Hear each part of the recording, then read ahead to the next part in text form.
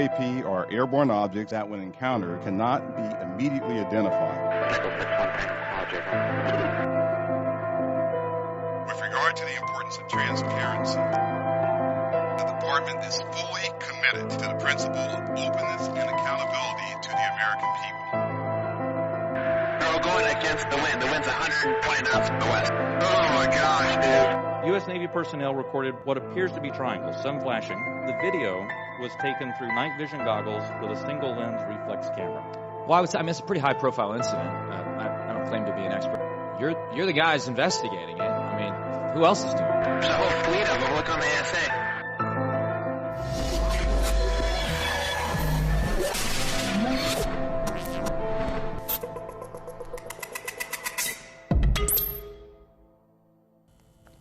Good evening, ladies and gentlemen.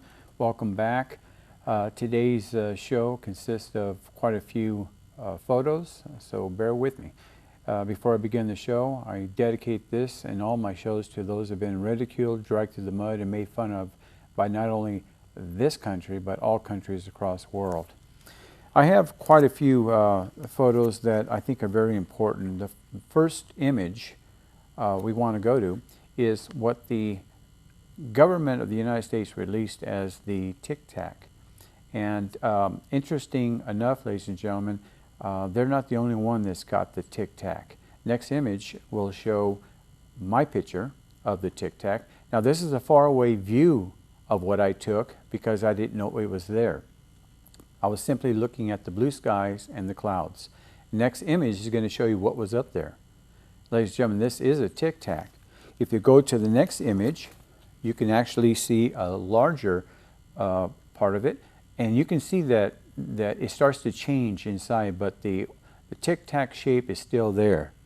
The last of the enlargements gives you an idea that no matter how much I enlarge it, you have that Tic Tac shape, and this was in the air, and it was taken in Pahrump, Nevada on May 23rd of 2023 at 2:46 p.m. The next image is what the Navy referred to as the gimbal.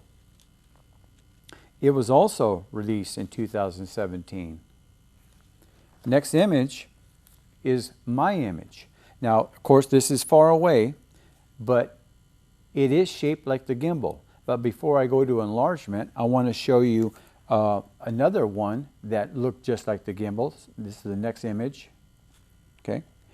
The smaller one was taken in Pahrump, Nevada, and it was taken on October 10th, 2022 at 8:35 a.m. So this was in the morning. This one that you're looking at was taken at July 27th, 2022 at 3:16 p.m. This was facing east at a 90-degree angle. The next image, you can see this was the first small one I showed you. And ladies and gentlemen, that's the gimbal. It's the same shape. May not be the same size because we can't judge distance. But the Navy isn't the only ones that get these images. If you go out and take photos, you're going to come up with the images. Now, scientists will say, well, you can see any speck in a photo. That doesn't mean it's a flying saucer or UFO or whatever you want to call it. Ladies and gentlemen, when you remaster and define what you're looking at, you can actually get a solid shape. A lot of these craft, and in future videos I'm going to show you, flying craft, and then it takes stock images of them. These are flying craft, so this isn't some dot in the sky. These are actually moving UFOs, piloted by intelligently controlled beings. The next image is a UFO that I took over my house on October 23rd, 2022 at 11:32 a.m. Just to let you know, ladies and gentlemen, this isn't the only flying saucer that I took. If scientists want to call this an airplane without wings or rudders or elevators, that's fine. They can do what they do best, and that is try to change the narrative, change the story. But this is a flying saucer, and it was flying right over my house. I can't say enough about what the media says about the UFO phenomena. They have changed the narrative so much that people really don't know what to believe. In the next image, I'm going to show you a second flying saucer, a UFO. I don't call them anything else but UFOs. This was taken in just, I would say, north of Pahrump, Nevada, on August 1st, 2022, at 12:10 p.m., just past the afternoon. Ladies and gentlemen, I want to explain something about these craft. If you were to use your mind, your concentration, your meditation, and ask these craft to come in, you'd be surprised what you get on camera. And that's how I get so many of these craft in my viewfinder, because when I'm out there taking videos, taking photos, I ask them, let me see a craft. I've said this 100 times before on other shows. I ask them, and they know when you're genuine. So don't just sit there and say, hey, I want to see a craft. You have to meditate, and don't talk. Meditate. Next image. Ladies and gentlemen, if you look in the bottom left, this is the original shot here. In the bottom left, you're going to see a little white speck there. Okay. Next image. This is a blow up of that white speck. That was my house, by the way, and there was a craft flying over the house. Now, if you look at the bottom of that craft, you can see that there seems to be some kind of entry there, like a I don't know, maybe it's a window, but on top you can actually see a protrusion. And I really couldn't get this very clear, even by remastering, and I believe that's because it was traveling quite fast. 200 megapixels can only do so much. I do a 9-second delay, 6-second delay. I can only get an image so good with these cameras. You know, it's not a 35 millimeter with a wide lens. The next image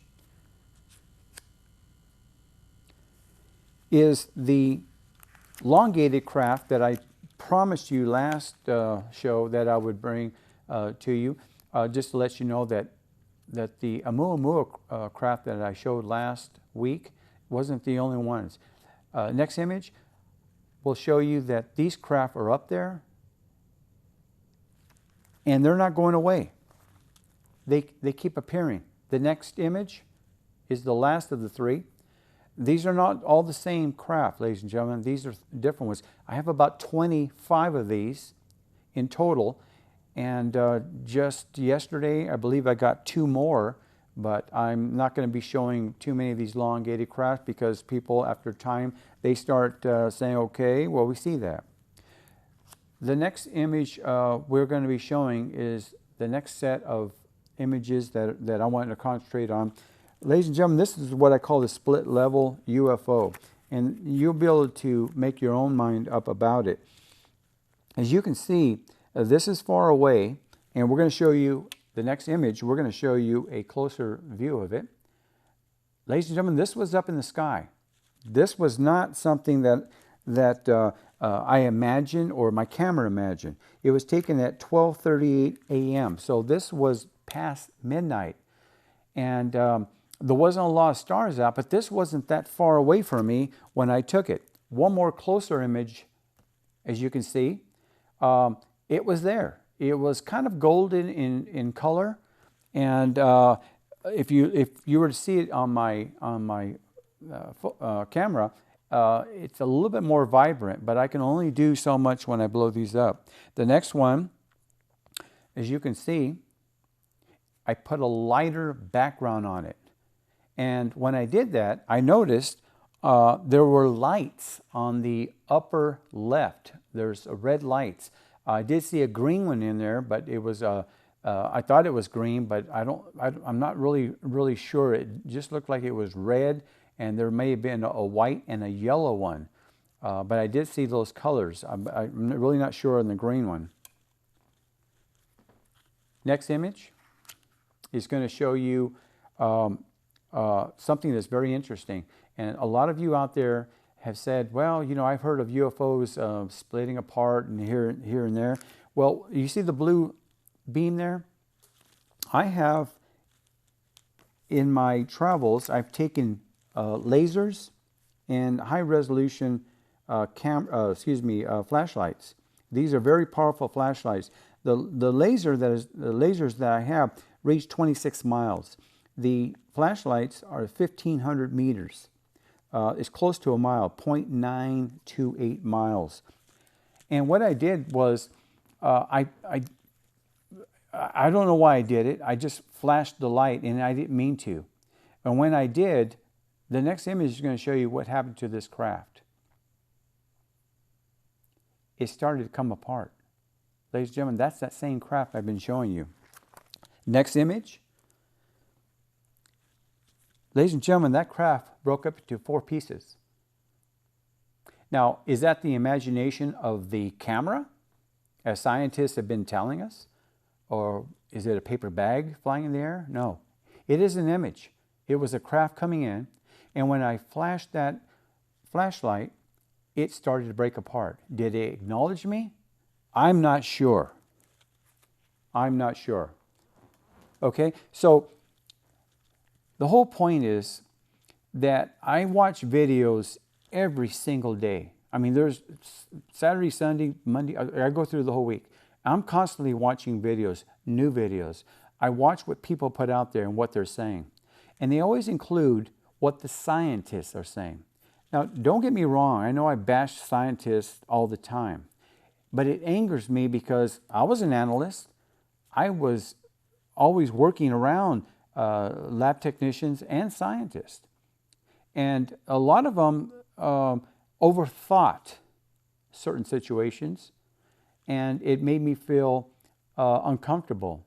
But after the commercial break, we'll get into something else. We're back, and we had a little fun on the break here. My director said you zoom through all those photos except for 2 so fast.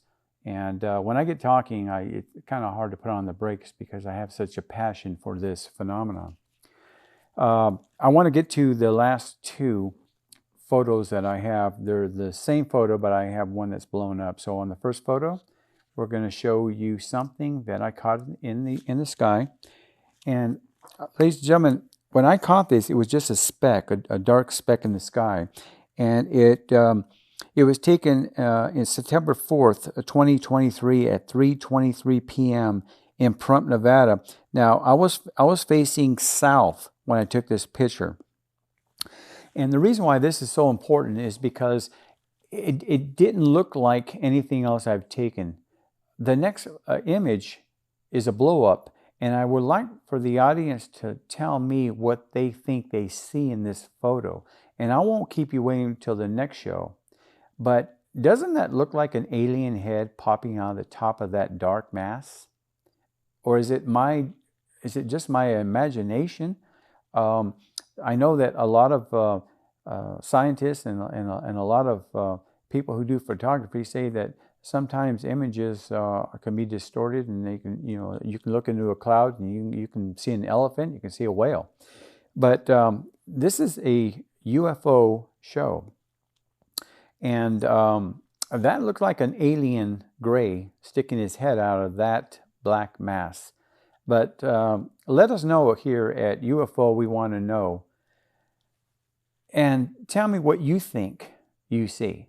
And if you don't see what I see, that's fine. Not everybody wants that passion that I have. And that concludes the UFO images. But I would like to talk a little bit about 2 gentlemen that I highly respect.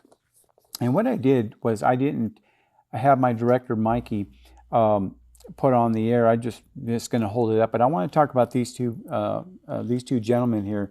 And don't get me wrong, ladies and gentlemen, I have a lot of respect for scientists, and I'll prove that through my videos.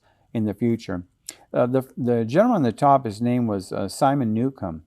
And both these gentlemen I'm talking about made a lot of quotes during their lifetime. Simon Newcomb was born in 1835 and died in 1909.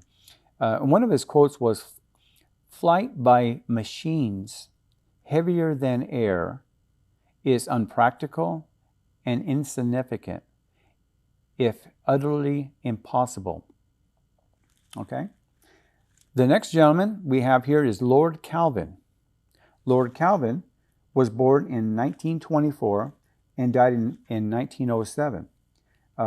Lord Kelvin's IQ was 185, so he was a lot smarter than me. One of the things about these two gentlemen is Lord Kelvin was a mathematician and Simon Newcomb was an astronomer. So these two gentlemen were great in their day. They were the people that that people wanted to talk to, like Einstein and the scientists that we see on images from, say, 1900, the turn of the century, Nicholas Tesla. These two gentlemen were in that same category in their own profession. This is what was so interesting. Both of these gentlemen lived to see the Wright brothers in December 17, 1903, when they flew the first flight. And so there's no information on these two gentlemen, maybe they're given an interview of what they might have thought about the Wright brothers leaving the ground with a craft. They never mentioned that. And not to say that we're making fun of them here, ladies and gentlemen. It's just, my point here is, it doesn't matter how smart you are. It doesn't matter how much you study. The future is unwritten. At least in my mind. There's a lot of people out there who say, well, the future is written and we're in another realm or we're in another dimension. That's their thinking. My thinking is this, and I've dealt with a lot of scientists, as I said before the commercial break. It's important for people to remember something. Things happen and people say, well, that's impossible, and then later on it happens. These two gentlemen are just an example. And again, I'm not bashing them. I would have loved to have been able to talk to these two gentlemen and get the feel for their passion in their own professions. And that leaves me with the ultimate question is, when I answer people's questions to me, and a lot of people come up to me and they ask me these questions over and over. So what I want to do is I want to give you an idea of my perspective on the UFO phenomenon. Now, I talked to my director here at the studio, Mikey, and his question to me was, are they here to eat me? And he said, if they are, I hope they do it before I come to work. Well, that's Mikey. My answer to that is no, they're not here to eat us. They're not here to mistreat us. I believe they're malevolent in every way, because do you think for 1 minute, if they wanted to destroy mankind, they would have waited until we got nuclear weapons? They already proved in 1967 at Malmstrom Air Force Base that they could shut down our ballistic missiles. They proved that by shutting down 10 ICBMs. There's a lot of testimony on that, and there's going to be more people in the future coming up. I understand there are more whistleblowers coming up. I'm going to wait and see. I'll hold my breath. I'm not going to hold my breath, believe me, because I've heard things over and over. Now, the latest whistleblower, I believe the gentleman is truthful. He was a major. I don't believe he would make up any kind of scenario. I believe that what he's telling, especially the Congress, was the truth. You have to give a man or woman a little respect when they're willing to come out in public and talk about this phenomenon. Now, people have told me, aren't you embarrassed, or aren't you afraid, or are you afraid that people are going to make fun of you? I don't care. It doesn't matter to me. I make fun of the government all the time because they screw up. Half the time they can't even tell us the budget the year before. They can't even tell us where that money went.